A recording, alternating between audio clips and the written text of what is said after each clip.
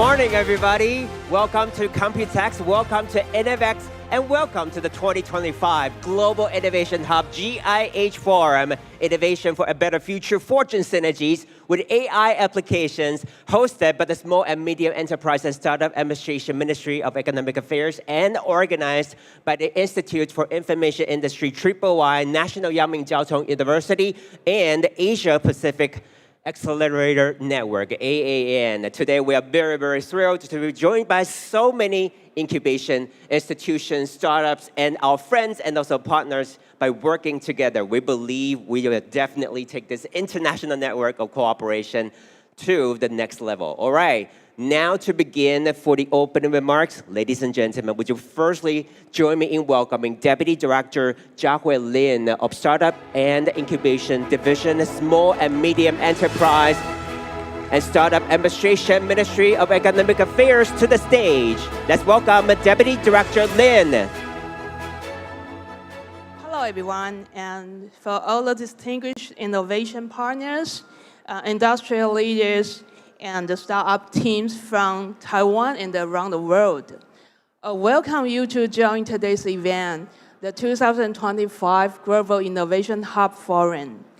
On behalf of the Small and Medium Enterprise and the Startup Administration, SMENSA, Ministry of Economic Affairs, Taiwan, it's my great honor here to join you here at the launch of the Global Innovation Hub.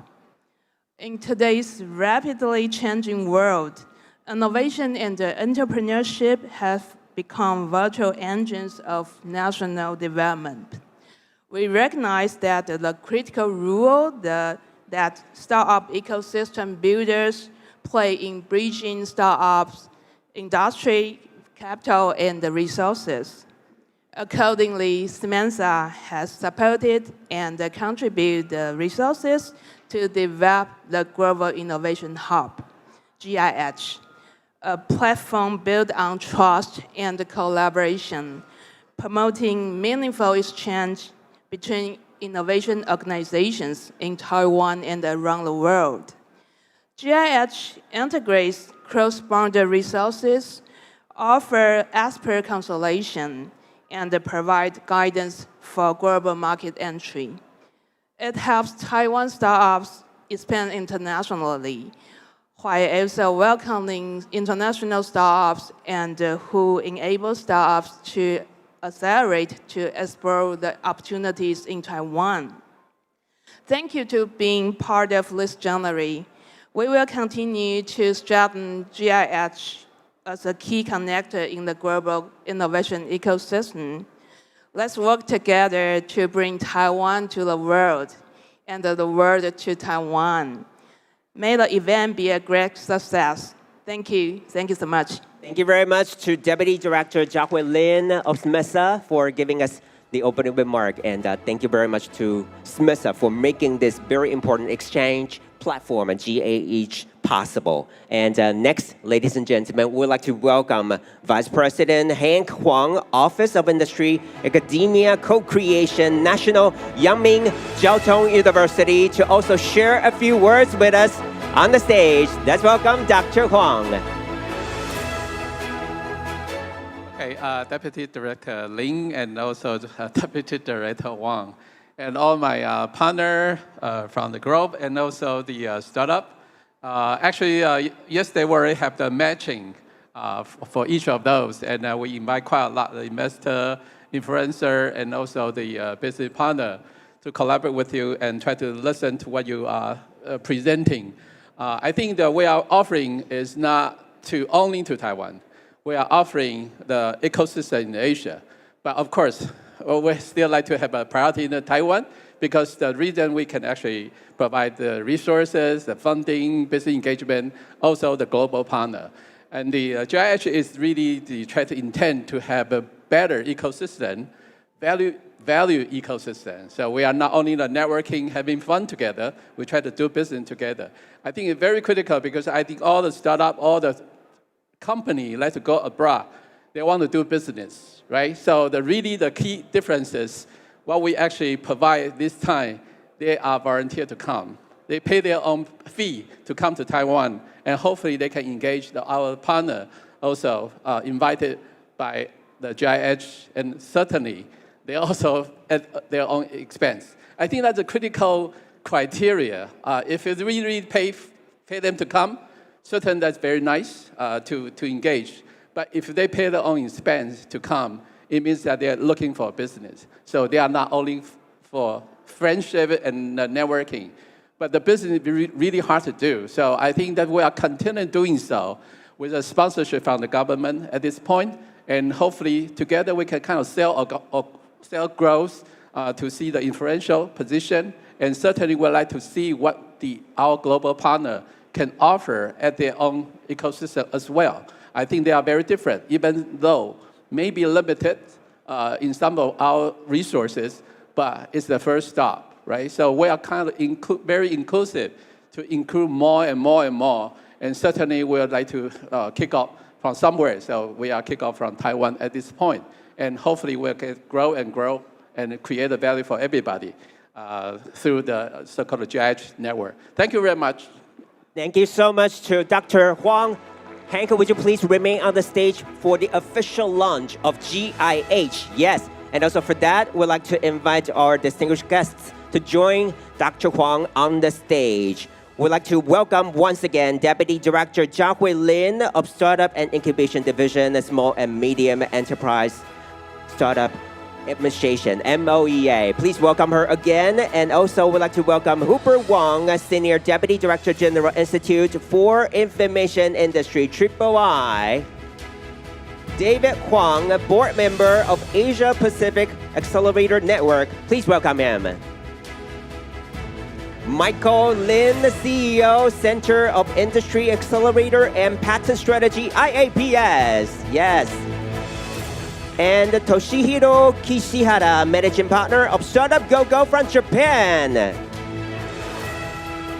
Rajendra Jagdale, Director General and CEO, Science and Technology Park, Pune, India. Sansanee Huabsomboon, Deputy Executive Director, National Nanotechnology Center, National Science and Technology Development Agency, NSTDA from Thailand. And we also have Jeslin Group CEO, Blackstorm Group from Singapore. Let's welcome Jeslin. And ST Rubaneswaran, CEO of Beyond 4 from Malaysia. Let's welcome ST Rubaneswaran. Yes. All right. Ladies and gentlemen, with all of you here and our distinguished guests on the stage from Japan, Thailand, India, Singapore, and Malaysia. By the count of 3, we are going to officially kick off the Global Innovation Hub, GIH. Are you ready, everybody? 3, 2, 1. To foster collaboration between domestic and international incubation institutions and startups, MESA is spearheading the establishment of GIH. Integrated with InnoVEX, Taiwan's largest startup tech exhibition, GIH invites partners from all over the world to co-create a unique startup ecosystem. Woo! All right, our guests on the stage, would you look at our cameraman in the front? Let's have a group photo together. All right, 3, 2, 1. Yes. And if you still have one hand available, can you do thumbs up for us? Yes. All right. For more cooperation and for a brighter future of startup ecosystem to come. And in the very back, everybody, please give all our distinguished guests on the stage another big round of applause. Thank you so much. And here we are witnessing the launch of GIH. Thank you so much. You may return to your seats. Thank you. Thank you. And Hank, would you please remain on the stage to give us a brief introduction of GIH. All right, ladies and gentlemen, we just launched the Global Innovation Hub, and now to give you some more information about GIH, I'm going to give the floor back to Dr. Hank Huang again. Would you please welcome him again? Dr. Huang. It seems like I got a lot of assignments. So let me introduce a little bit of GIH, because I think it's very important, right? So we're trying to figure out how to make it happen. Of course, this is initiated by the governments. They are hoping we can do something together. I think that's also very critical because I have been involved for, I don't know, 15 years already. I'm probably the oldest compared to who actually involved this. Like Sansanee actually, yesterday he mentioned when she was very young, we've been known for more than 10 years. And he said I was young at the time, but I'm not quite sure, but she is really young. I'm not really, she's like a model, right? So the time is like, wow, the people who in charge of incubation from Thailand is like so outstanding by performance in terms of, because I handed the best the incubation award to his organization. And all the partner that I have, like Rajendra gave me an assignment yesterday, right? So 2 cases I have to take care his company, and I think it's an excellent company. And we might make some announcement further, right? So after confirmation. So together with Kishihara-san, we actually did a lot. We have some investments. 2 of my companies actually invest by Japan through the so-called the Kyushu area collaboration. And Ram is our potential. We have triangle strategy. So we want to go to Malaysia and then Indonesia, right? So we like to know more about Muslim. And certainly, Patty and Jeslin is our best partner. They both mentor our many startups. I think that's the very beginning. And also, Patty always very quickly be able to identify the business. That's the power that he actually can offer. That's how we're going to work together from 6 to 10 to 15 to 20. So we're trying to do that because we try to identify the partner that can really create value. They are enthusiastic to help everybody. So the idea is very easy, very high level. We want to connect. Everybody wants to do it. But effective connect is not that easy. After my experiences, we really don't want whatever back to the past. We want to be now. Now is to help because the competition in the globe is so dynamic, right? We don't even know what will happen next day, right? So every time there's some announcement, everything go up and down, right? The relationship is very important. I think that continue doing so. So meet each other is still very critical. COVID kind of sustained a lot of the relationship, but now we are coming back. So we need to meet more and more and more, right? The growth is everybody's hope because we like to be growth. We like to see new things. We like to help. We like to see their success. That's how the ecosystem can really do for us, right? So whole idea like this, right? So we want to put more and more value added mentor is because it's so many areas.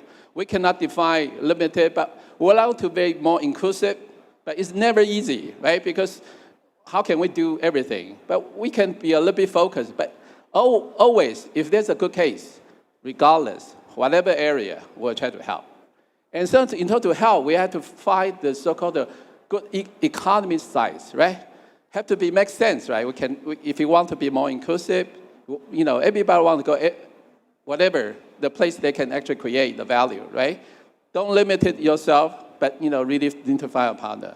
So we need to find a global partner, and certainly we want to engage the startup the more and more we can, right? Right. These are the partners with us today. More, of course, we are not include many that we are engaged in Taiwan. It's a little bit more in global. We are doing some trial to see if we can really make it happen. So certainly we identify 5, 6 now. We want to do some trial experiences. Like we're going to pitch in the afternoon. We want to do some trial, but at the same time we also engage. These are the so-called partner we have been involved for many years already, right? Certainly III is our backup, and government certainly is our sponsor, right? So the vision that they carry through is really make things, the direction that we can in sync in more coherent way, right? And certainly there's a lot of program being created. So, be a little bit not really quite selfish because we're actually two-way, right? We bring to Taiwan and we bring it out to Asia, right? Certainly go beyond Asia. We can go Europe, go US. So we want to provide funding because what the startup really matter is the money and business, right? So time's up, right? So I want to quickly finish it. And we want to provide mentor and partnership and a network. Area will be focused in Taiwan right now, recently, artificial intelligence, health tech, aging society, sustainability, more involvement, and also the data in general. So anything related to that, we are very interested. So we are in process, so we are trying to do scaling and community. I think scaling and community is really critical. Everybody like to have a different stage, but turn out we have to do the scale. Where to scale? What the strategy together with the Singapore and Malaysia. There's always a way, right? Funding from Singapore, set up the company in Malaysia, go market to the world, right? So there's always the message we can deliver when we are together, right? So the few cases we kind of skip. There's a few cases actually sponsored by Japan, by our partner together. So we really make things happen. If you're really interested to the platform, together with the incubator, accelerator platform, consultant company, great. Startup, participate in our platform, we can really help. Okay, so startup, there's reasons why you want to participate. This discussion, because we're going to discuss how we're going to help you. What kind of so-called happening in the regions. So for startup, for investor, for innovation agents, right? Okay, so the invitation in the afternoon, we're going to have a 12 company give a pitch we're looking for, and to engage with them through the GIH platform. Thank you very much. Thank you very much to Dr. Hank Huang for giving us this introduction to GIH. Thank you so much. And just like, yes, Hank, you may return to your seat first. Yes, thank you so much. Just like Hank just said, to survive this ever-changing and challenging world, we not only have to keep innovating and also evolving, it's also very important for us to find partners to work together. So that is why we are having this Global Innovation Hub here in Taiwan. That is a place that you can connect ecosystems, build relationships, and also accelerate growth. And GIH provides different kinds of programs, mentorship, and also partnership, and of course, business matching opportunities. All right, and this morning, we have a very tight schedule. After this, we got 3 panel discussions for you. One on AI and the future of socioeconomic transformation, and for our speakers and moderators to go deep into some of the challenges and insights from global innovation ecosystems, and also 2 more on AIoT, how to empower enterprises to practice ESG, and also one last one will be focusing on the precision health with AI application. And now for the first one, we would like to firstly invite our panel speakers to take your seats on the stage. To join us for panel 1, that's firstly welcome CEO of IAPS, Michael Lin. Let's give him a big round of applause. And from Thailand, we'd like to welcome Sansanee Huabsomboon, the Deputy Executive Director, National Nanotechnology Center, NSTDA. Would you please also join us on the stage? And next from India, Rajendra Jagdale, Director General and CEO, Science and Technology Park, Pune, India.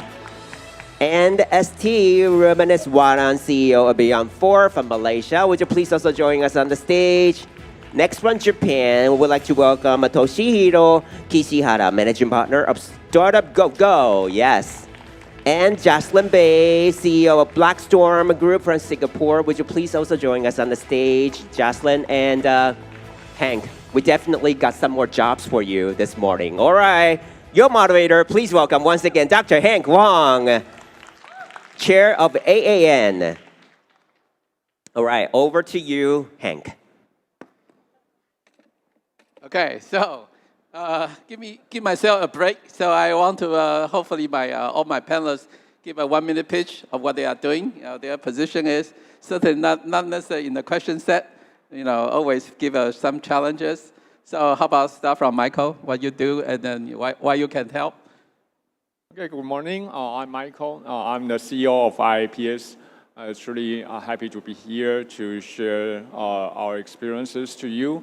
And IAPS is a university affiliate accelerator program. And we have a lot of mentors, and also we manage some vertical accelerator program, including the ESG program, aging, and sports tech accelerator program. And I think the most important that we have in-house investment fund to invest our startup company in our ecosystem. So we are very happy to join part of the GIH platform. And also, we hope that we can make a very good connection with other international startup organizations. Thank you. Okay, Sansanee. Good morning. My name is Sansanee. So I'm taking care of two parts of the National Science and Technology Development Agency. The first part is about startup ecosystem. So NASA, we are the National Research Center in many areas like biotech, new materials, and nanotech, and energy tech. So the way that I'm taking care of is to leverage the technology in the startup. And also, NASA also have the investment mechanism. So we can invest in the deep tech startup. So either the technology from the NASA or the high technology from overseas. And also the startup ecosystem. As you see that we have Thailand Pavilion over there. So when you have a break, you can go visit them. We have 17 startups over there. In the other part that I'm taking care of is a Deputy Executive Director of Nanotech. So now we have many technology from like a nanoceutical or drug delivery for nanotech. So I'm taking care of the technology commercialization in NASA. Thank you. Thank you. Rajendra. Thank you very much for inviting us here. I'm from Science and Technology Park, which is an institute promoted by Government of India, Ministry of Science and Technology, located in a central eastern part of, western part of India called state of Maharashtra. We promote, of course, startups as one of the activity. So far, we set up around 1,300 plus companies, but we are sector agnostic. So we work in every possible sector that you can think of. Maybe more we can discuss. So we implement Government of India's program in promoting startups. We are also Center for Policy Research. So we have been involved in making science, technology, innovation, cluster development policies. We are happy to be here, and we are very long associates, especially very old friends. Very happy to be here whenever Hank invites me to be here. Right? Okay, yesterday I kind of said India had 1.4 billion, right? And Rajendra kind of correct me, 1.46 billion. And the 0.6 is already more than Taiwan's population, right? So anyway, so that's the market size is so huge. So everything he talked to me is like 10 times more than I can imagine. Okay, Ruben. Hi, morning. Thank you, Doctor, for having us here today. Beyond 4 from Malaysia. We only got 34 million people, not 1.6 million. So we've got 34 million. So what we do is, Beyond 4, we kind of look at companies, startups from all over the world. We are trying to center in Southeast Asia is Malaysia as a central region where we bring in, we collaborate with companies, countries. In this instance, we are collaborating with Taiwan side to bring in startups or high growth companies into Malaysia, position in Malaysia, but scale across Southeast Asia market. So we do a lot of inbound programs from 8 countries. We also are doing outbound programs as well. You can come from Taiwan, you come into Malaysia. From Malaysia, you can go to India or Indonesia. That's how we structure ourselves. So we're looking forward to have a stronger presence here in Taiwan and to work together with the team over here in order to probably achieve your aspirations and your expansion plans. Thank you. Okay, thank you. Kishihara from Kyushu, Fukuoka. Fukuoka is the only city have a positive growth of the population. Yeah. So, except Tokyo. So, thank you very much for having me. My name is Toshihiro Kishihara. Startup GoGo. Startup GoGo is an event name and acceleration program. And we have a venture capital called GX Partners for seed early stage startup. And we invest already 44 startups, not only Japanese, but also Taiwanese and the Singapore startup. Yep.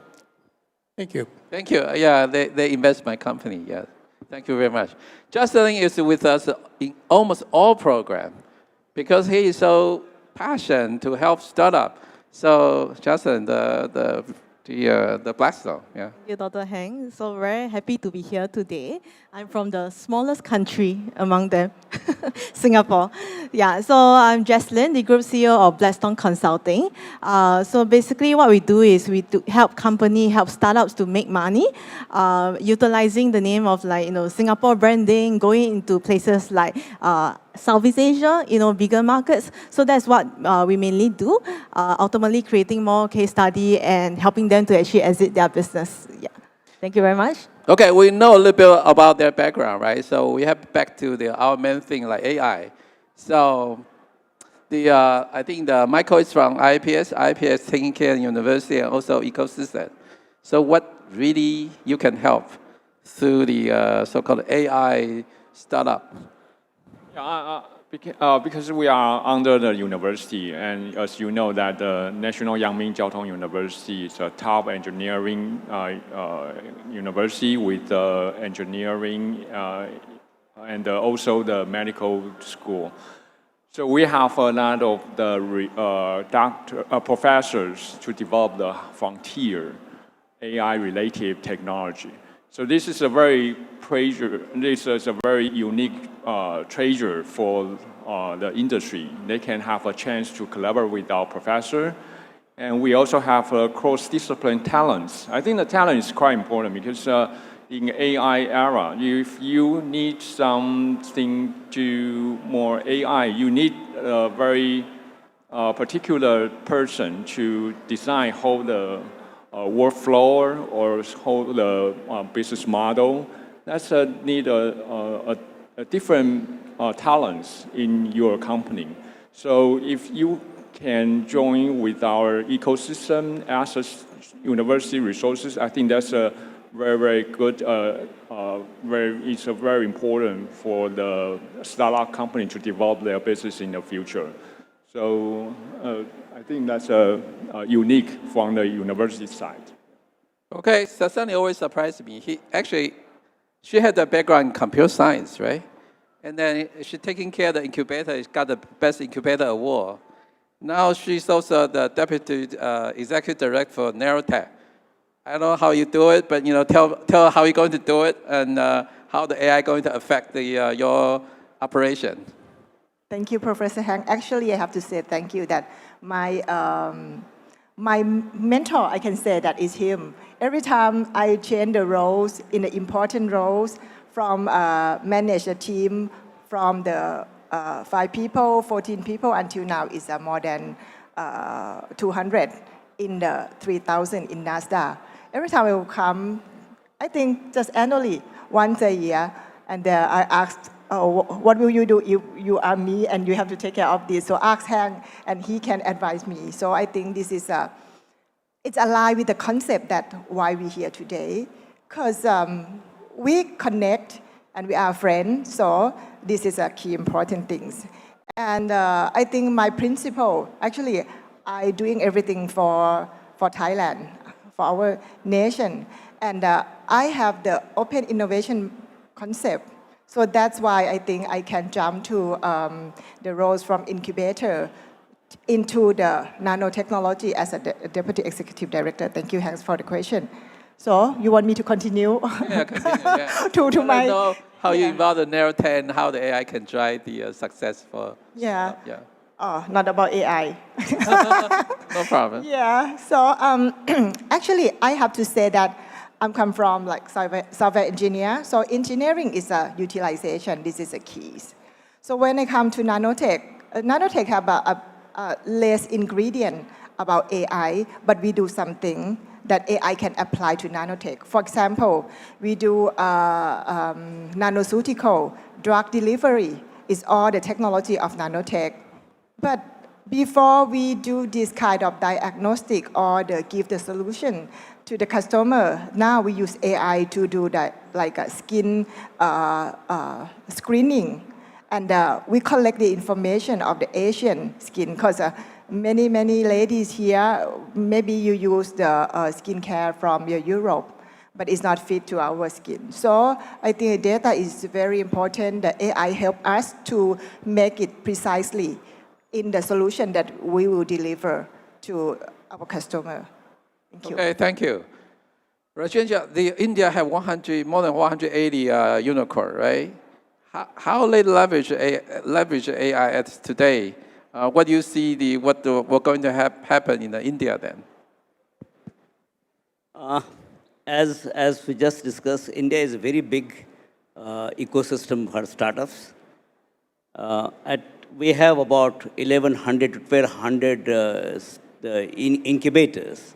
At any given time, we have about 160,000 startups. So that's the number. Realizing there's huge recession happening into IT, because India has been a major IT services hub, and we are scared that a lot of jobs will be lost. Almost 60 to 70% back office jobs in industries will be lost because of AI. So India is already gearing up for that. So we have massive program launched by every possible ministries, especially two major ministries, Ministry of Information and Telecommunication called METI, and Ministry of Science and Technology. These are the two ministries, they are focusing on AI. We also have a national education policy now for school as well as higher education. And there, it is made now mandatory that AI education, because people do not know the implication of AI. There's a lot of confusion about AI. We are considering machine learning as an AI, which is not true. And so there's right from level 5, class 5 onwards, AI education is made mandatory across all education sectors in India. And so we have special focus for promoting startups in AI. I can discuss which startups, which are emerging startups that we have. Maybe so there's a massive program. We have launched something called Bharat. India is also, older name of India was Bharat. We have launched Bharat GPT. Just like ChatGPT, our own AI program called Bharat GPT, heavily funding has been made available for Bharat GPT. Okay. Next, I'll ask you more question on how you help the startup go to India. Yes. Beyond for, because you actually collaborate with a big corporate, right? So Microsoft, AWS. What kind of program are you going to create for people actually entering Malaysia, or how you help the people actually involved in the AI? Okay, so we have our specific market entry programs where we look into areas of verticals within Malaysia. What are the gaps? So in Malaysia, if you look at it, predominantly we have a few major businesses, manufacturing, agri, services, and we have a lot of in the areas of F&B and food and everything and all. So startups who are in the space of AI, we are putting in a plan where these startups from all over the world, certain solutions that matches the verticals that we are doing. So based on the verticals we are doing, they come in there, they provide the solutions on those areas, and then we look into integrating it into the SMEs. So in Malaysia, we have close to about 1.2 million companies in Malaysia. Predominantly 70% are SMEs in Malaysia, and the 30% are the mid-tier SMEs as well. So the below 70%, they have the few brackets. So what we are trying to say is innovations to happen from the SME space as well, not only on the corporate level. The SME levels are the backbone for the country. So we are integrating those solutions into the SMEs, making them grow and faster. And on the government side, we already have a national framework for companies as well, for a government framework. So Malaysia is doing something different. They wanted to champion on AI ethics and AI security for the country. they want to be a regional expert on that. So our framework is more into making sure that we have the best practices on those areas, ethics, cybersecurity protections. We are coming out with solutions for that. And startups on those areas around the world who specialize in this would be a good fit into the country to do the test case and the POCs. Yeah. Okay, thank you. Kishihara-san, I mean, you position Fukuoka as the gateway to Asia, right? How you continue to maintain that kind of position and offering the support to especially for AI company or company in general? Yep. I'm from Fukuoka City. Fukuoka City is located in west side of Japan, and the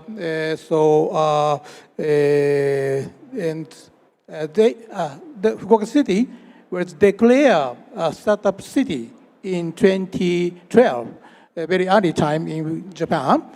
And after that, become a vibrant ecosystem currently. And Fukuoka City has signed MOU with 17 organizations in 12 countries. And city is supporting AI startup by participate in overseas startup event. This time, they are exhibiting booths, InnoVEX, at InnoVEX, and please go to Fukuoka City booth in front of center stage, and called Ramen Tech booth. Yeah. Because very famous for Ichiran Ramen, Fukuoka City. And we, Startup GoGo, also providing opportunity, AI startup, collaboration with Asian country. And so, we hold a global event annually, and we invest AI startup company, include the overseas startup. Yep. Okay, thank you. The Blackstorm also talk about is a gateway to Southeast Asia, right? How really the Blackstorm group help the startup in more like effective way? Yeah, so we always have this like 100-day concept, meaning within 100 days, you should actually make a decision whether should you continue, expanding, your company into this market itself. Okay, so make decision fast. So how we actually help our client would be mainly to allow them, giving them opportunity to do like proof of concept within that 100 days. Okay, so get your solution tested because we know that most of the company can do very well in their home country because they know the ecosystem, they know the infrastructure. But when it comes to localizing your product in the new market, there are a lot of like cultural aspects that need to come in play.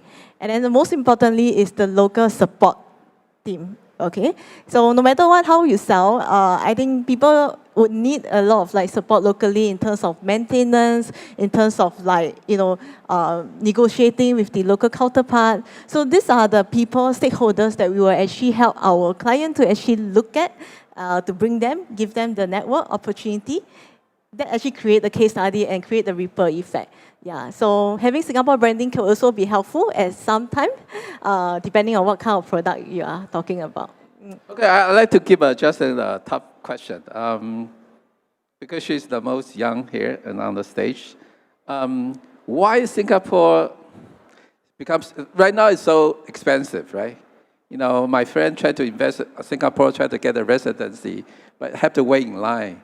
Even though it really doesn't matter how much they invest, right? So they don't care, right? So in such a situation, do you think the startup is suitable to go to Singapore? How you compete with all these Japan, Malaysia, India, the Thailand and Taiwan? Okay, I would say that Singapore may not be the place where you hire a huge team, stuff like that, because yes, cost of living is very high.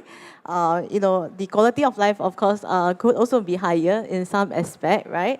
At the end of the day, it's about how do you actually utilize the different resources, in Singapore, in Malaysia, in Thailand.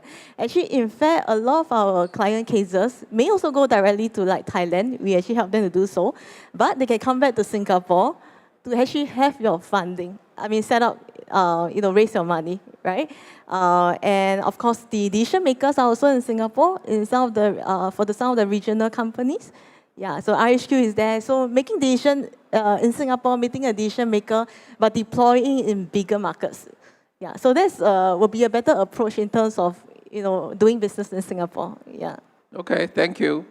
I was kind of the other way around, so give Sansanee and Michael a little bit more time. Kishihara-san, because I think the Fukuoka did a very good job, right? So they wake up Japan, I would say, right? Because you have most star visa, you actually have majority visa from Fukuoka, more than 50%, right? And all of a sudden, Tokyo wake up, right? Different city wake up. How you compete with other city in Japan? So people still like to go to Kyushu, Fukuoka in general. Yep. And so, of course, Tokyo is the most biggest city, and almost 90% investment amount in Tokyo.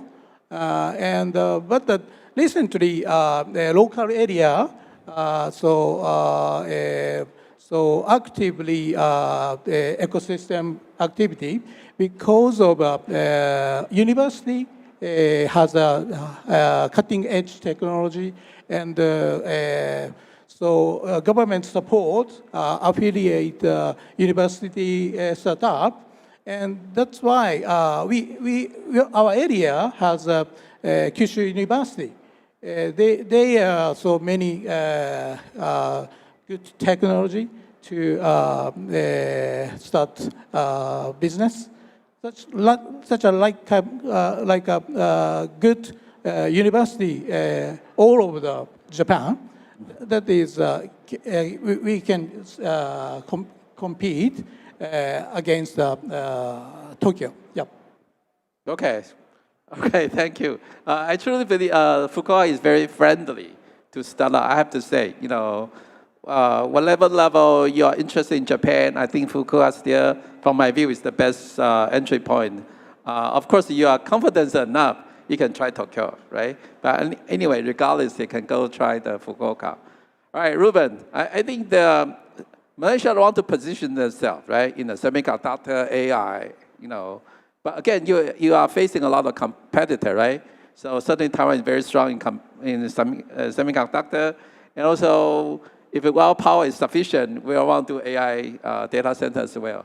How you really actually bring the startup or whatever company to in Malaysia and help them to make it more efficient to operate in Malaysia? Any suggestions? Yeah, you're right. So in terms of competing semiconductors and AI, I mean, India's also into semiconductors nowadays. Taiwan's the brain behind the whole semiconductor industries. And AI, we are probably just starting quite aggressive now. So by looking at Malaysia is like more or less, we are very early stage in most of the AI part of it. So if you are at an early stage in most of the part, which means there's a lot of opportunities that works out to be. So when there are a lot of opportunities, in fact, that will create a lot of demand for solutions to come into the country. So the way I look at it is, Malaysia, greenfield, a lot of opportunities, a lot of areas of we can incorporate AIs into all our verticals. A lot of technologies in other countries that want to come into Malaysia. Using those synergies, there will be POCs to be done, concepts to be proven, and using that as a base in Malaysia. So the unity of Malaysia is we have many verticals, a lot of industry verticals, because of the country itself. If you look into the whole of Malaysia, the northern part is manufacturing, the central part is more into tech and services, the southern part is more on logistics, the eastern part is more on agricultural, food securities and all. So Malaysia has been divided into verticals across the map. So because of AI is sector agnostic, it cuts across all verticals. we have multiple projects, multiple POCs that can be done in the country. So when you come into a startup from overseas or even locally that's positioned in the country, you have those opportunities to present those solutions. So hence, that way, ease of entry is easier. Implementation for POCs is easy as well. But using that as a base, you can commercialize into other verticals or the same verticals within Malaysia, using that as a case study and pushing it across the Southeast Asia, I feel. So it gives you a knowledge thing that I've done in Malaysia, I can also do it in Thailand, or also can do it in Indonesia, for example. Yeah. Okay, that's create some so-called competition, right? So Rajendra doesn't really care, right? Because he have 1.46 billion people. So, I mean, the India, people worry about maybe there's a two democracy, right? So like everybody have their own opinion. Maybe do business not so sure how to do it. What you view about India? What's the opportunity? Because you can grow by yourself, right? You don't need anybody. So do you need anyone to go to India and then stay in India and never go out? Because you have 1.6 billion people. Probably that's the reason why we need good partners, because we have to look after so many people, right?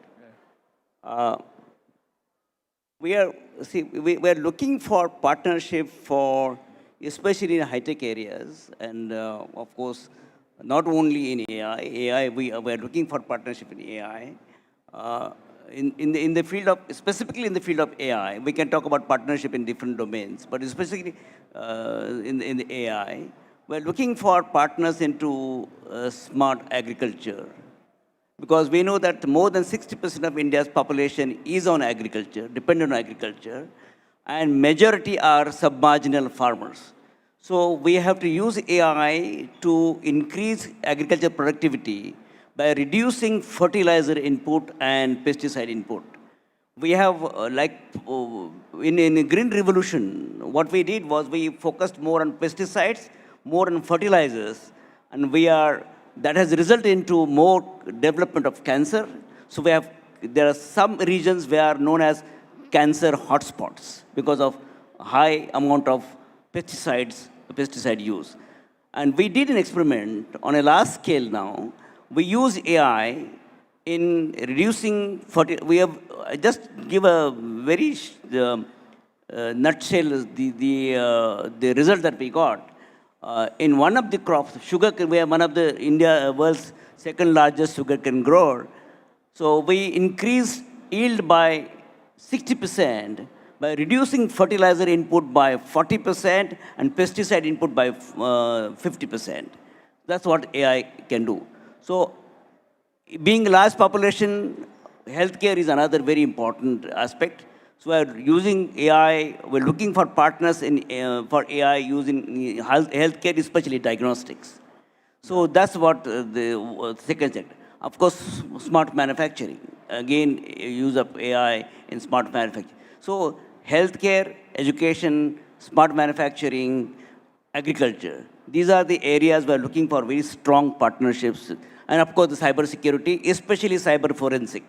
Because AI can use, I have one company right here we are into AI using for animal healthcare, because there's something which is not taken care. We look after ourselves, but not after animals. We have one company already here, Arit Sridhar is here. So we are looking for animal healthcare using AI.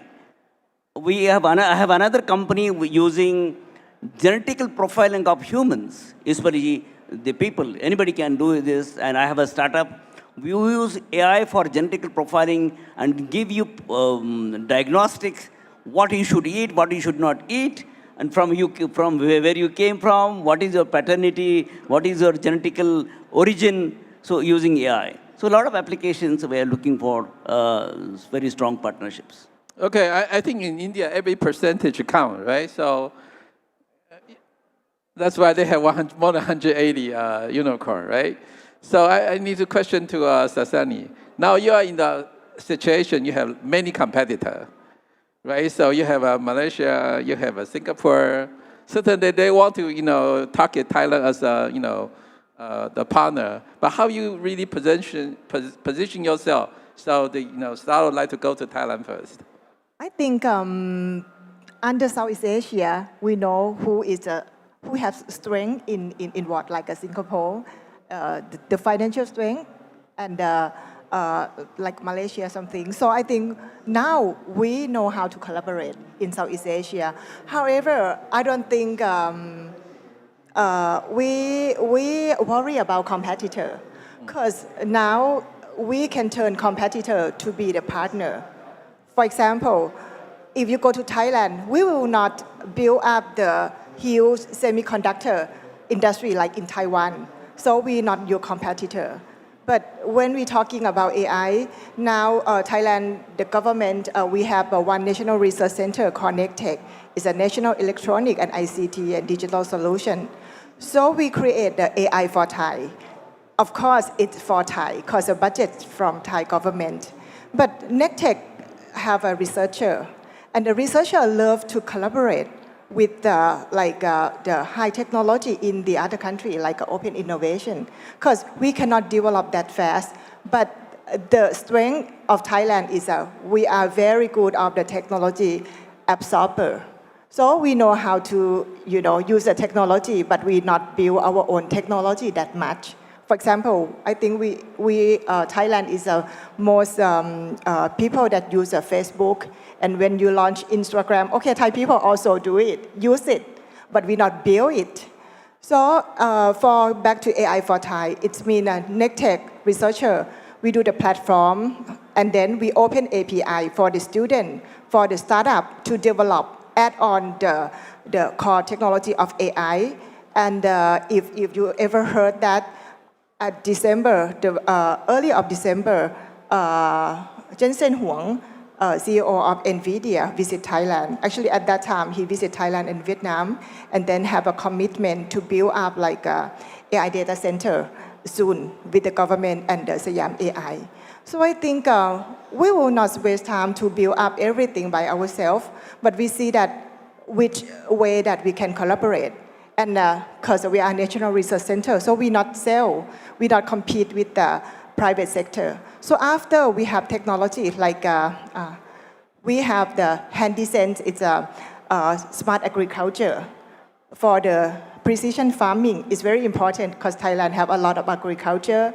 We are very famous on food. Traceability is very important. So after the research coming out, so we open to the developers and startup to reach out, open API, and then they can quicker to make a business. So we not make money from the customer because we got some funding support from government, and we are so slow because a researcher, we want to do everything details very good, but the startup very quick. They understand technology very quick, and they can know that how to deliver to the customer. So I think nowadays it's a partnership. It's like GIH doing that, but we see that what we can collaborate. I think this is what we are doing now. Okay, that's very good. I try to conclude that based on Sansanee. But anyway, I asked Michael, because you're also in the position, right? So you're the global is very competitive, right? So how you really position yourself so you can attract more to Taiwan first, and then certainly can collaborate, right? So how you convince people like to come to Taiwan then? As we know that Taiwan has advanced and very powerful manufacturing capability in the world. So I think that's the sales point for our industry. We can attract many startup companies moving to Taiwan to collaborate with our hardware devices manufacturing company. And also we have very strong and healthy insurance system in Taiwan. So MedTech, I think that's another good industry to attract the international startup company to Taiwan. And also I think there's a lot of opportunity here. So if you have time, you can go around this InnoVEX, and you can find out a lot of the many companies, they are trying to leverage the AI resources and to make some business more powerful. So I think in IAPS, right now we are also carrying the government soft landing program. So in the first stage of this year, we choose the smart manufacturing as a topic. So we try to build up this kind of ecosystem, including our mentors and also the partners in Taiwan, and support the international star company can join, and also we make some very close interaction with our industrial partners. So I think this is an opportunity for Taiwan to attract many startup companies from global to Taiwan, and we can make a very strong ecosystem for them to develop their business in Taiwan as well. Okay, I just want everybody to remember them. They are the person to engage you, give you the resources. Whatever country you like to participate, you are more than welcome to contact them. And certainly, GIH is a platform not to compete, it's to collaborate. So I like to follow the Sansanee's the idea. We are not the competitor, we will collaborate. We'll say multilateral contract with you so we can all can help you all together. Thank you very much, all the panelists, and for their sharing. Thank you. Thank you very much. Would you please give all our speakers on the stage for another big round of applause? Thank you so much for your valuable input. You may return to your seats. Thank you so much. Thank you. Yes, thank you once again to all our speakers from Taiwan, from Japan, Malaysia, India, Singapore, for your wonderful sharing. Thank you so much. They all have different strategies maybe, but they have one thing in common, that is to collaborate, that is to work together in order to push forward what they are doing right now. And also, of course, in this AI age, talent is also very important. Okay. And we have 2 more panels for you. Thank you once again to our speakers on the stage for sharing their insights on how their regions, how their countries are navigating these complexities, which is how to transform education, healthcare, manufacturing, and public services through AI applications. All right, thank you so much. Please return to your seats. And Hank, we do need you for one more session on the stage, all right? Yes. Okay, now we're going to move on to panel number 2. And for this one, we're going to have a look at how companies can be using AIoT applications to practice ESG for a green future. And as you can see, our moderator is Dr. Huang once again. And let me bring your 2 panel speakers to join us on the stage. Firstly, we have Edward Huang, Chief Investment Officer of Ennoconn Technologies. Please welcome Edward. And Jerry Chen, the founder and CEO of Dexatech Technologies. Please welcome Jerry.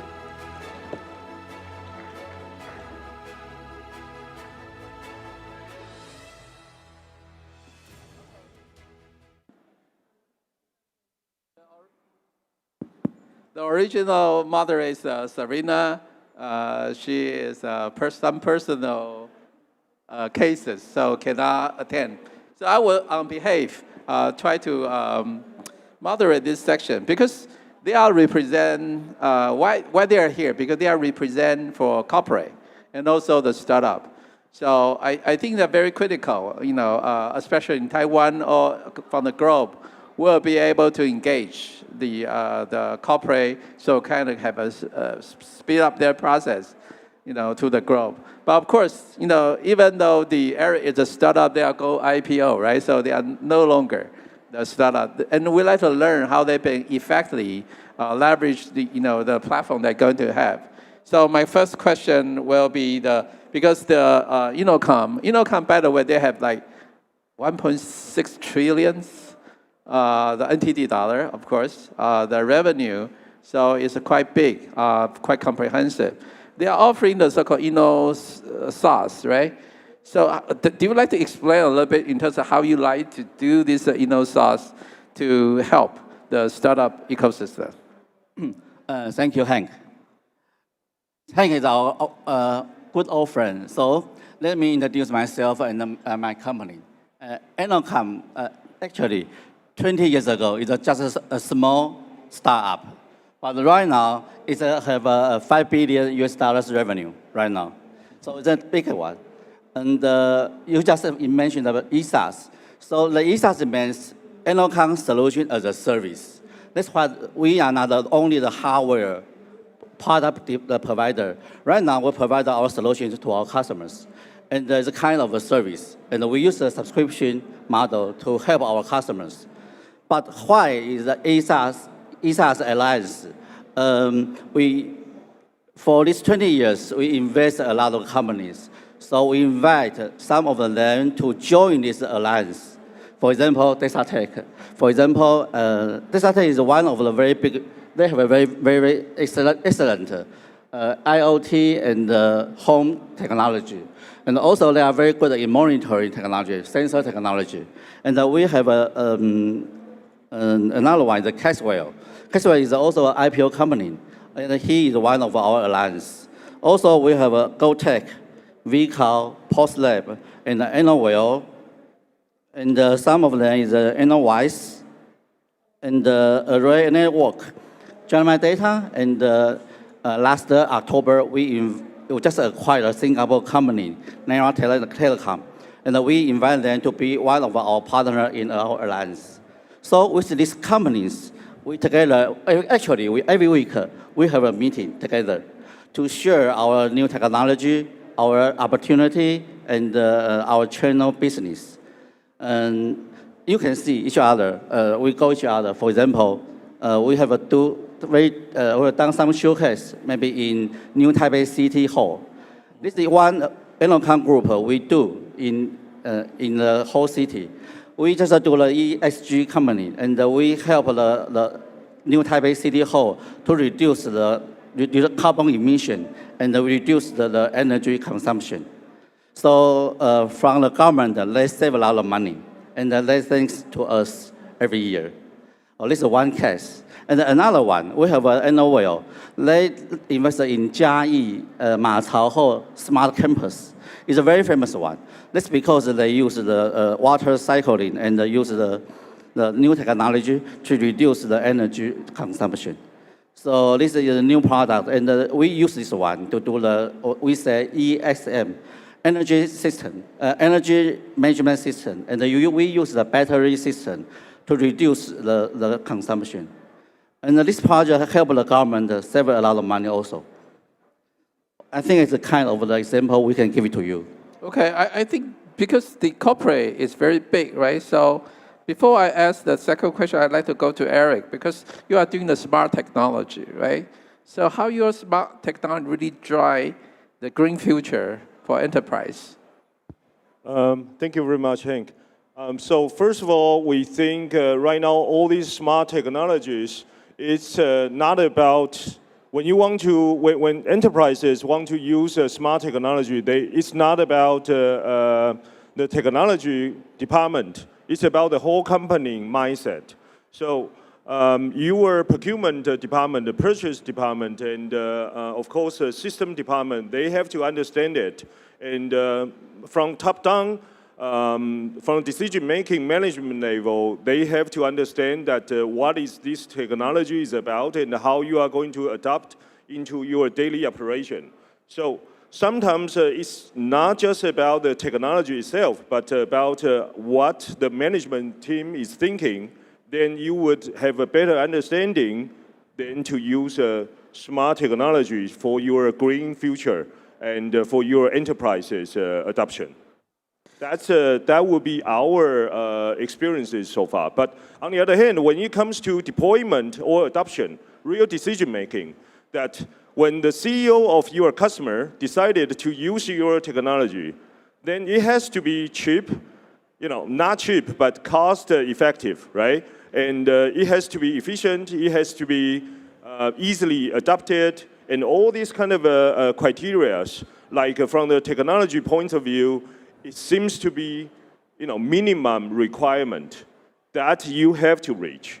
But how you are going to persuade your customer, especially management level, to understand that this is necessary for your company to increase the efficiency and to have a green, like sustainability, to reach a sustainability topic for your own enterprises. I think that's actually the most difficult part from our current experiences.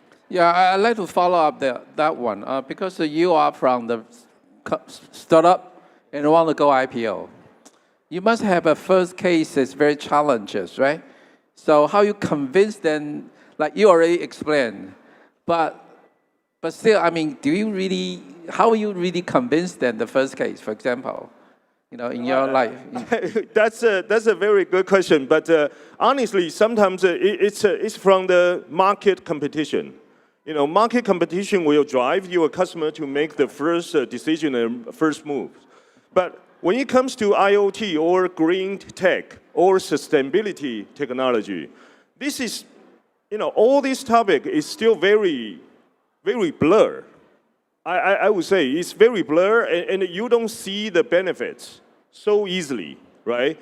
But then in this case, how do you persuade your customer to make that decision in the beginning so that they can go along with you, okay? So let me give you one example, okay? It's not on my note, so that's just, let me give you one example that around about 10 years ago, there is my customer, okay? They are doing air conditioning system, okay? I cannot tell which brand it is, but the first year, they only buy our hardware for 3,000 pieces.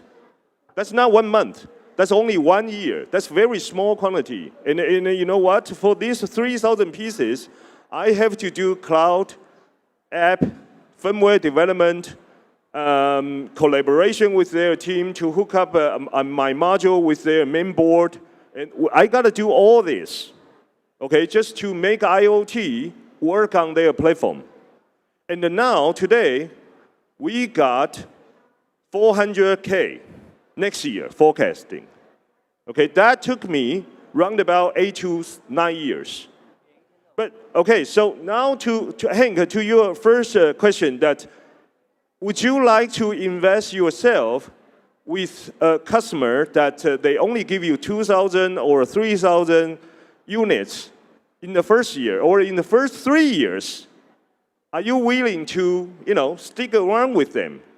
I see you shaking hands. It's always a tough decision because obviously you are also a CEO. You have to run your own company, and that's never easy. So along the way, you have to find your revenue source as well. That how are you going to maintain your company operation? And this is exactly the same. Like, let's go back to the green tech and sustainability topic that we covered today. Okay, right now we have all kinds of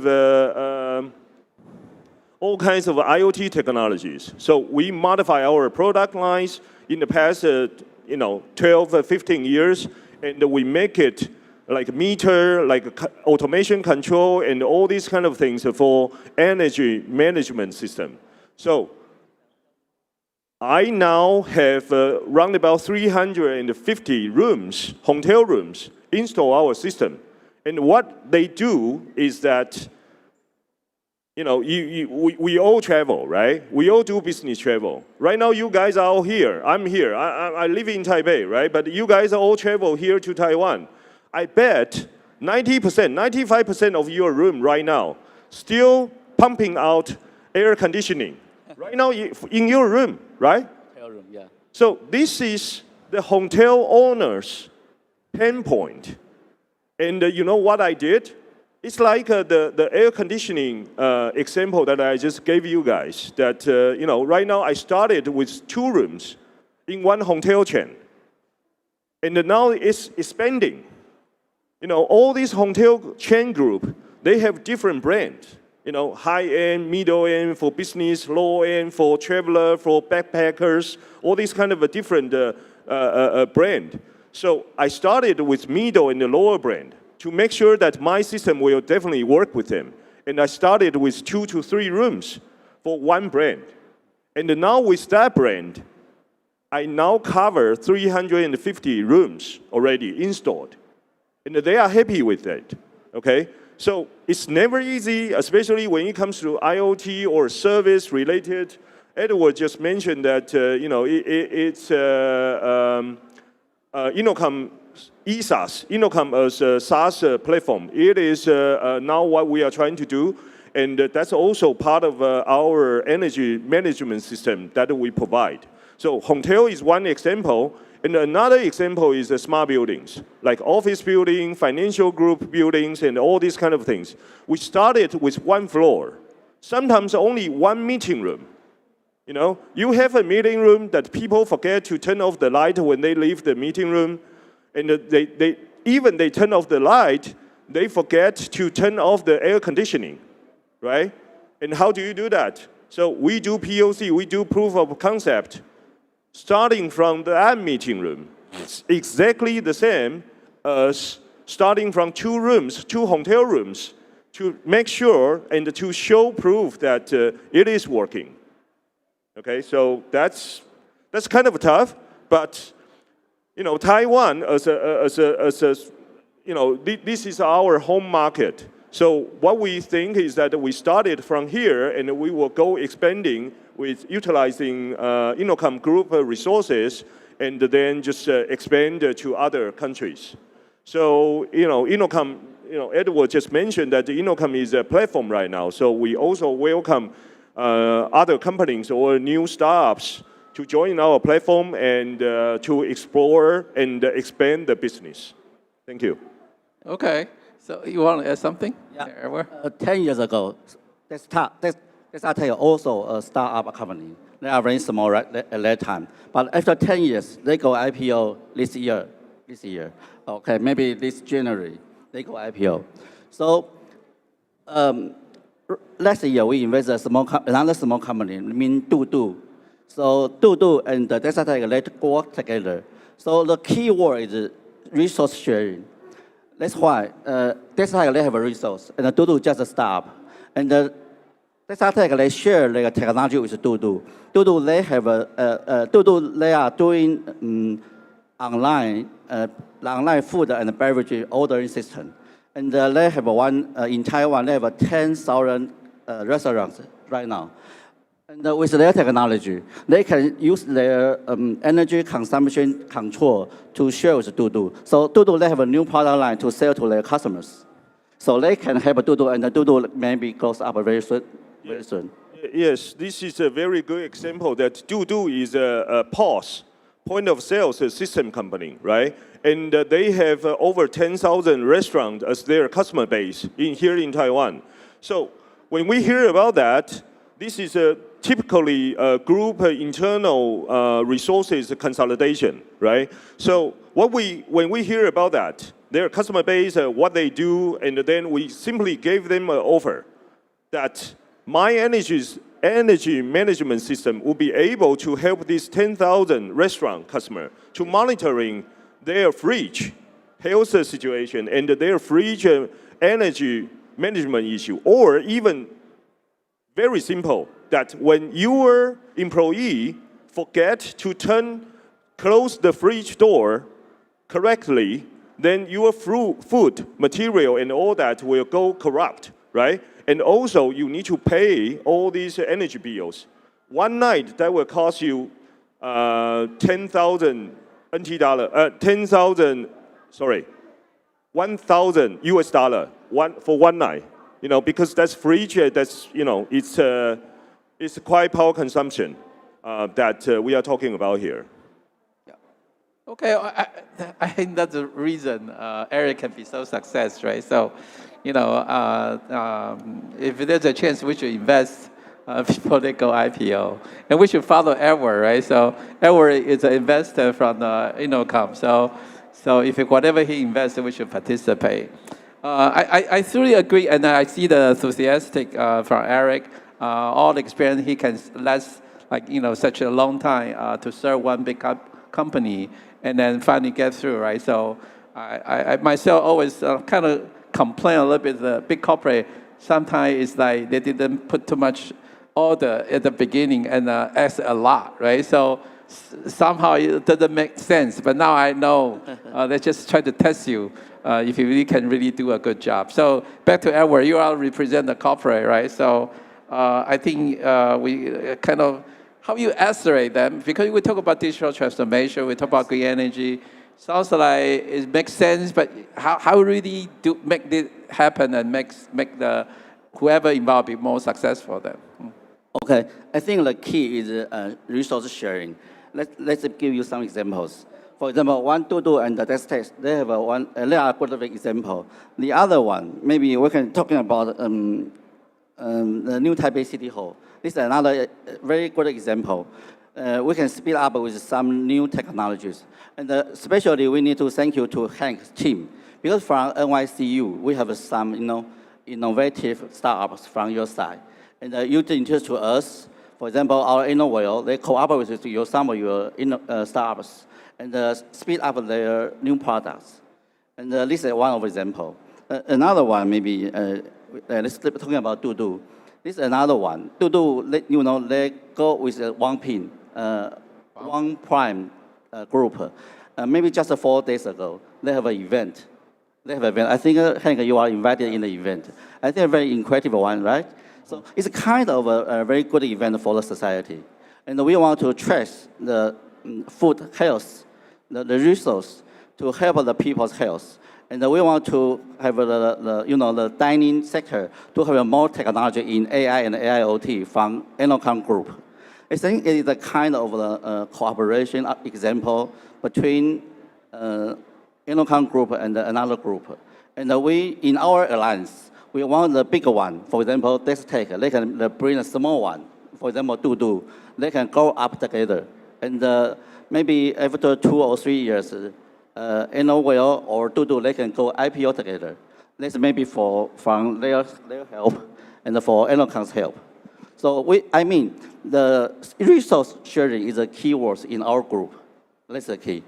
Okay, I think that's good, right? So my last question probably to Eric, because you are not belong to Ennoconn group, now become an Ennoconn group, right? They must see something, right? And then after you become a part of the Ennoconn group, and how you really benefit from Ennoconn group. Yeah. Our CEO not here, please. I don't know what Steve, my boss, the chairman of the group, see me something. I don't know, but you probably need to ask him. But over the years, I joined the group. Right now, I think it's a little bit more than 7 years. And from numbers point of view, from financial numbers point of view, I think our company grow from revenue-wise 4 times, and EBITDA-wise, EPS-wise, earning per share. I think we grow like 7 times, even higher, right? So it's like Edward just mentioned that we got ourselves on the first emerging market IPO this year, this January, and now we are still looking ahead and grow even bigger and work with. So there are just a lot of benefits that you can have when you join a big group, especially like Ennoconn. And you guys all know that Ennoconn is part of Foxconn, right? But the one thing I can say is Ennoconn is a very different Foxconn company. Okay, it's very different. We have so many other small companies like myself, like Desktech, other small companies or new joined company. And we find each other strengths and weakness, and whether or not you are in B2B or B2C or what area you are in or what customer base you are in, then we have a weekly meeting and we have periodic gathering together for all the group CEOs, and then we share resources, like what Edward just mentioned. We share resources and we share customers. So this afternoon, I will need to go to Zhonghe to another subsidiary company of Ennoconn, that it is a POS lab. They are doing POS, point of sales, hardware machine, and the systems, right? They are selling all over the world. The CEO of that company, Johnny, he's going to introduce me the biggest French system integrator. So so for our original business, like Desatec has, we never talk to system integrator because I don't have a system, right? But I do design service, I do ODM service for big brands, right? So, but now, because I have energy management platform in the system, so when I talk to other CEO of the group and saying that, hey, do you know any system integrator that you can introduce, or you already do business with them, and they can simply,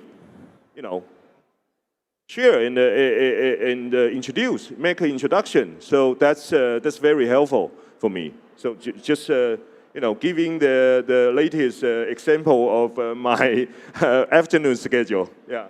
Okay, I myself actually witnessed how the Ennoconn, but it's not 1.6 trillion, so 160 billion, right? So make some correction, even it's still very big. About $5 billion US dollars. About $5 billion USD dollar, right? So that's very huge. From the corporate view, what do you expect from the startup? I mean, how they can be attracted by the Ennoconn? Yeah. From your introduction, maybe from your side, your team introduced a lot of startup to us. Some of them we think they are very healthy. Some of them we are thinking they need more and more efforts. And I think for the startups from NYCU, from your introduction, maybe I think some of them it's better, not the must, to cooperate with the big guys, because they are small. They need some resources. The resources not only for the money. The resources maybe from the channel, maybe from the products, maybe from the POC opportunities, maybe from some synergy. I think the big guy, they can provide this kind of resources, not only the money. If they have such kind of opportunity, maybe they have more and more space to grow up. Sometimes they just need customers, not the money. A good customers mean a lot of money. So from investment side, this kind of company, they have a lot of space to grow up. Yeah, that's my suggestion. Okay, I like to conclude because the way I work with the Ennoconn, certainly I truly appreciate they try to facilitate the success of the small business. It's not to take over. So that's very critical because sometimes the big corporate would like to own them, become a part of their culture, but they are really help them to become a more competitive position. So again, thank you very much for Edward, Eric, and certainly there's one company from Singapore doing the POS, right? So you know who to talk to. Okay, thank you very much. Yeah. Thank you so much to Edward, Jerry, and Hank. Would you please stay at the center of the stage? Let's have a photo together. Thank you so much. That was very insightful and very interesting, and thank you so much for sharing a lot of your experiences with all of our audience here with us this morning.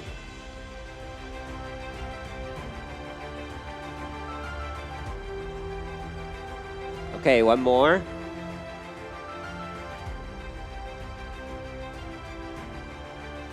Thank you very much to Hank, to Edward, to Jerry. That was panel discussion number 2. All right, we have one more to go this morning, ladies and gentlemen. This last panel will be focusing on the precision health life with AI application. We're going to have a look at how AI can make precision health and healthcare services even better. And for that, please welcome your moderator, firstly, Albert Young, Chair of School of Medicine, NYCU, to the stage, and your 2 panel speakers. They are Rex Chung, CEO of TelePlus Healthcare, and Jenny Lee, U.S. Representative and Product Manager of Nuwa Robotics. And now, over to Albert. Yeah, so it's my honor to host the 3rd panel discussion. My name is Dr. Albert Yang, the Chair of School of Medicine at National Yang Ming Jiao Tong University. I'm also a psychiatrist and also practicing physician at Taipei Veterans General Hospital.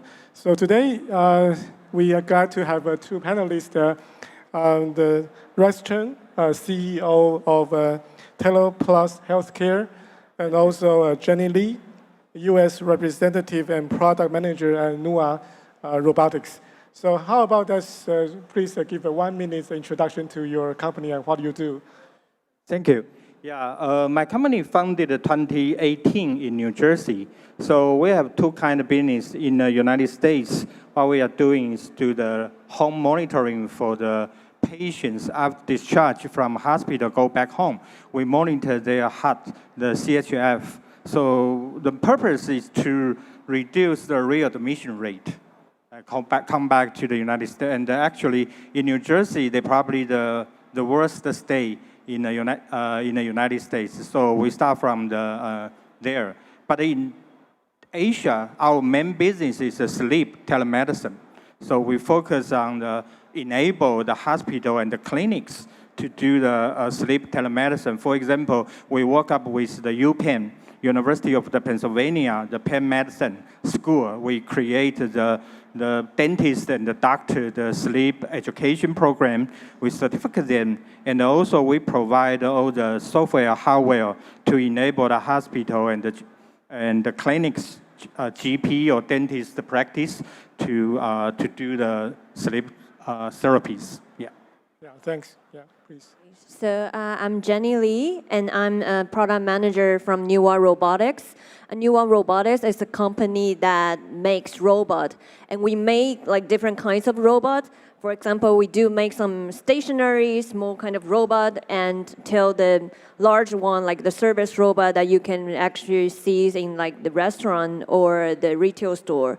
And before, we actually focus more on education field, but now we're starting to focus more on to the business environment or the retail environment, and of course the healthcare environment that we've been working with some university and hospital to actually think the robot can be deployed to those environment and actually help the nurses and the patients. Yeah, wonderful. So today we want to discuss about how AI can be used in the daily life for our health. I think from the doctor point of view, I think there are three things that we need to avoid when we in a higher age. For example, the cancer is one thing. The second one is the cardiovascular disease. And the third one, I think, is the neurodegenerative disease like Alzheimer's disease or Parkinson.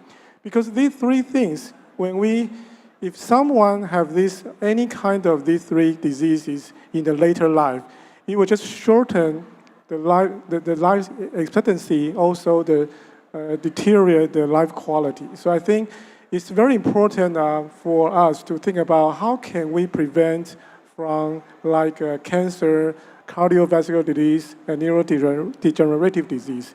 So one thing I think about is that maybe we can develop technology that to put into daily use and at home so we can utilize those technology to prevent from having those chronic illness. So the first question may be for Rex.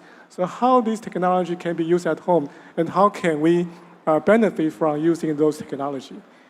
Thank you.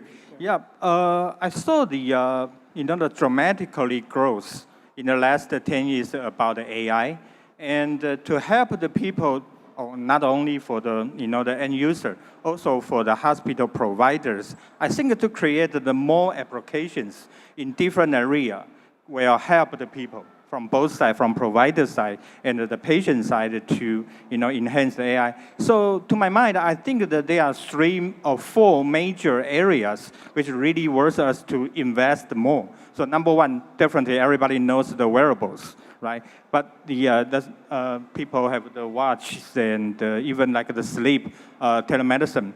This is number one. The number 2, I think this telemedicine will be the major, I would say major target. But the number 3, I personally prefer is mental and like the emotion support. For example, before when I was in the US, we do a business with a psychologist company in the United States, in California. They have more than 300 psychologists or psychiatrists. They use the voice recognition and the face recognition to do the first-time analysis. So they try to learn from their face expression to see if this patient lie or tell you the truth. So all these kind of AI application will be really benefit the people. And the last one, as I did in the for the heart diseases problem, the many older or elderly people, they forgot to take medicine. So I think that in the future, to remind the people how to remember what kind of medicine they need to take, I would say that would be another interesting but also challenging part. Yeah. So you know what? So before the panel discussion, I talked briefly to the Rex, and we found we have he has a common interest in sleep, because I also see the sleep clinics in my hospital, and also the Rex company also specialized the sleep in the Taiwan market. Do you want to talk about how can technology be used for the sleep healthcare, for example? Yeah. Yeah, this is an interesting question. Yeah. So to help people to understand the sleep, the first step, we have to let people know the sleep problem is not just the insomnia. Yeah. So we encourage people to do if they could, go to the hospital to do the sleep test, or you take the home sleep test. But I think for me, I really need the more accurate the data. That's when they sleep at home, we can really collect the data. The question right now is that most of the data still not I think with enough clinical meaning. So for example, some watches told you, how long you sleep in different sleep stages. I hope we can really get that one more accurate. Sometimes they just told you, the REM time or non-REM time, but I think it's too rough for doctor to analysis. So sometimes the watch is not accurate. One time I have the VIP customer. He's the VP of an insurance company. She called me in the morning and said, how come? Am I dying? Because I only sleep 12 minutes last night because my watch told me I only have 12 minutes. So that kind of challenge will really, so encourage us to invest more in the data quality-wise. Yeah, so precision is really a key challenge that we want to solve in applying this technology to healthcare. Yeah. So maybe I just want to raise the question for Jenny so for example, how robotics can be used at home to improve our health? What's your comment? So we're now working with another software solution that they can use the camera to detect the person's vital signs. So we use robot as an interface to approach them and to remind them to take their vitals every day. And then after that, the robot can give them some advice.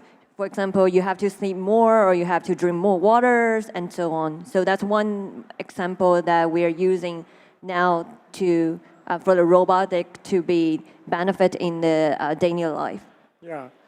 So as we can see that when we apply the technology to our healthcare, we are facing several challenges. For example, how can we accurate diagnosis disease, or how we make sure that technology is precise is really one challenge we talk about. So maybe we want to, for the Rex, also for Jenny, so what's the challenge that we need to solve when we apply this technology or AI to the healthcare at home? Oh, okay. So for me, I think that right now there are three main challenges: technology, process, and also trust.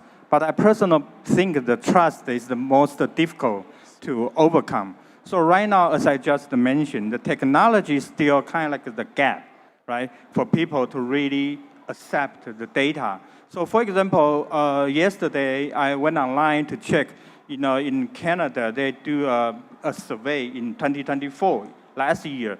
They say that 60% of people, they are willing to use the AI device, but only 30% of people believe the result, what their wearables or their equipment or devices told them the result. So I think that's the technology challenge. But consider the process right now when we promote our telemedicine into the hospital. The problem is how can doctors really accept the data, or how we can integrate the EMR system into the AI data we collect from the daily life. So that's another challenge. And the third one, I would say the trust part is right now, can the government or regulation party, or like the HIPAA or GDPR, can they accept the data we collect from the daily life and integrate with the hospital system? I think that's the main challenge I have seen. Yeah, I agree. So one thing I want to also mention is that about the privacy. I think because everyday life that using, for example, our cell phone and the smartwatches actually collect lots of our data every seconds, every milliseconds. So these data are already collected by the big company like Apple or other companies that they already use this data for predicting occurrence of disease or other things. So I think for the trust, I think really the privacy is one concern. That how can we build the trust toward the AI? So maybe Jenny, so how can we trust AI if we want to use AI in our daily life? What's your opinion? Well, I guess that sort of takes time, but like what we can do as a robotic company, when we try to deploy our robot to the hospital, we can provide them the flexible option for the storage. So they can choose to store their data that is collected from the hospital onto their own local servers, so that we can make sure at least the data stays there and it's controlled by the hospital itself. So yeah. Do you have anything to add? Yeah, I think continually we have to develop the more versatile product and make people happy to use. Then we can collect everybody's feedback, and I would say we have to create the kind of culture of the people are happy to use AI. Yeah. I think for me, I think as a clinician that I observed that indeed some doctors that they are reluctant to trust AI because they are trust themselves more than AI. But I think if we can prove that AI can indeed improve our healthcare, for example, about sleep. You know what? In the hospital, when we want to make a diagnosis about a sleep disorder like obstructive sleep apnea, we require the patient to sleep overnight in the hospital in our sleep center. And that is very time-consuming or also labor-intensive. And right now in my hospital, that the patient needs to wait more than 4 months to have that kind of examination. So really, we really want a home care solution for the sleep diagnosis. However, in my observation is that many products on the market right now for sleep home testing is not as accurate as the overnight polysomnograph in the hospital. So that is really the great challenge, as Rex mentions, that we need to solve that challenge to promote those technology when we use at home. So I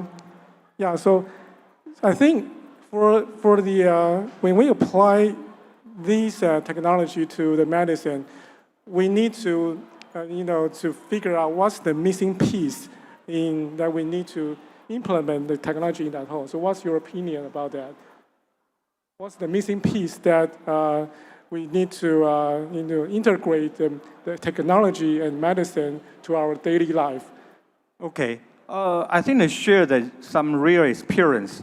When I first time about 10 years ago, I started to promote the telemedicine solution to the hospital, and I helped several universities, hospital promote their solution to the online insurance company, because in the United States, if you use the telemedicine, the process may reduce up to 30% of their total cost, right? So insurance company actually really welcome that. So in the beginning, we are very aggressive or ambitious. So we provide like the all kind of device we can find, like the, the hypertension or blood sugar, the device or like SpO2, right? So we provide a lot of gauges to put on the all 7 box plus one weight scale to the hospital. And then 1 month later, I got a bunch of calls from the nurses and the doctor, everybody blaming. I said, why? Because they say that, every day they receive hundreds more calls. Everybody asks them how to turn on the computer, how to do, it's no longer the medical service. It becomes like the after service for the devices. So I learned from that. I think that, one time doing one thing, focus on one disease, but you have to develop the very complete, the detailed procedures. So I think the procedure is important. So for example, when we try to take care of the, like sleep, or, take care of the CHF, heart rate, the heart diseases. So we have to think about, how the patients and the doctor go through every step and come out the very complete, comprehensive, procedures and review each step with the technology and the device and the process. So just give you the one frustration is we have in that case is we gave the weight scale to the many patients. Many have failure the patients, they are very big size.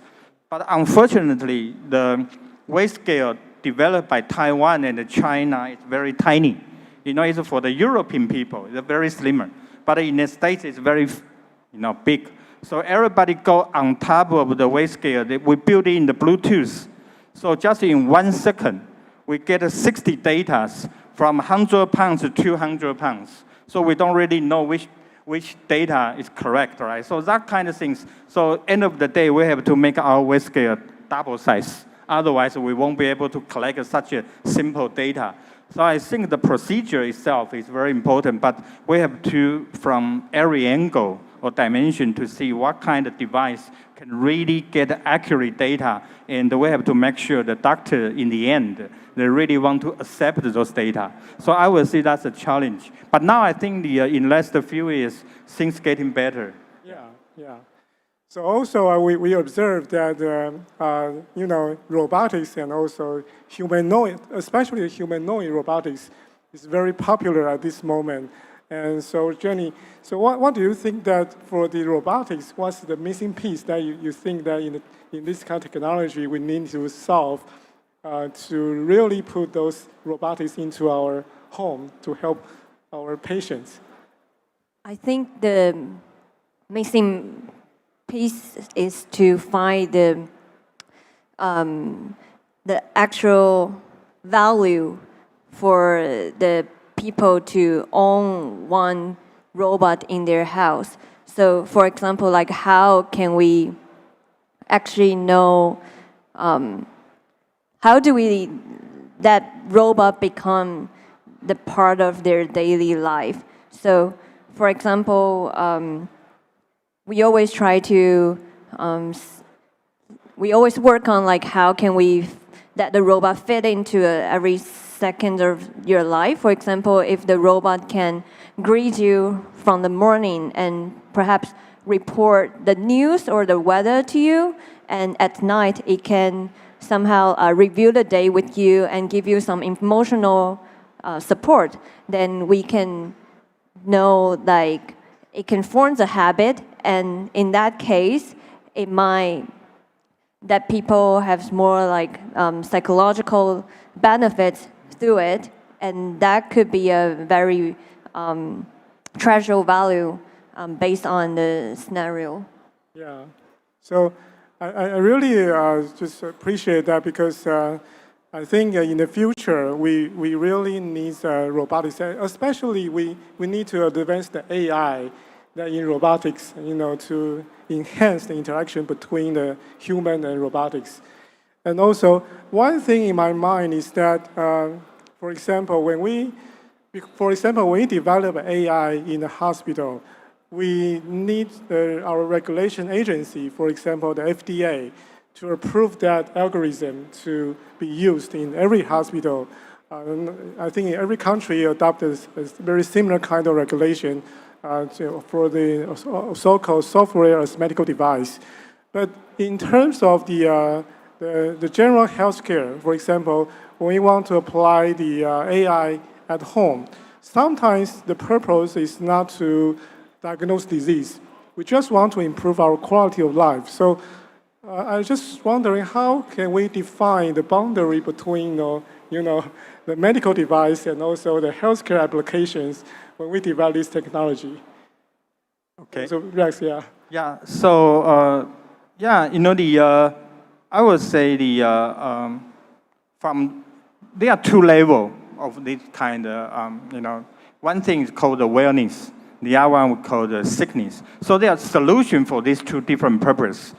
But I would encourage you to start from the sickness.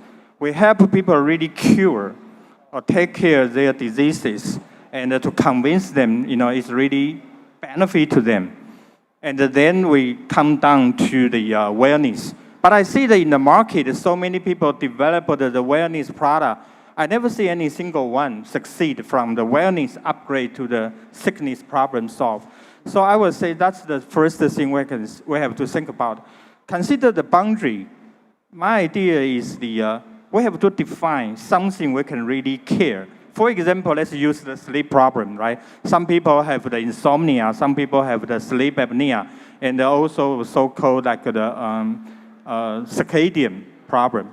So if we can really define the diseases and really cure that disease for them, or at least improve a lot, then they convince the people, and the people are willing to pay for. Because right now, even the technology become more, I would say the cost effective, but still sometimes it's still expensive for the most of the people.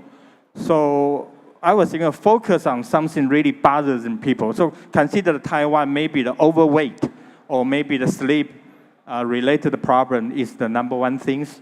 We should focus. Yeah. So also I think for the other things, because Jenny, you mentioned about that robotics can provide a mental support, for everyone.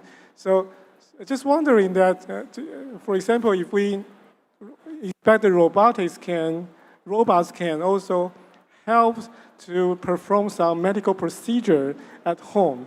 Is that possible? And do that need a regulation to approve that kind of procedure?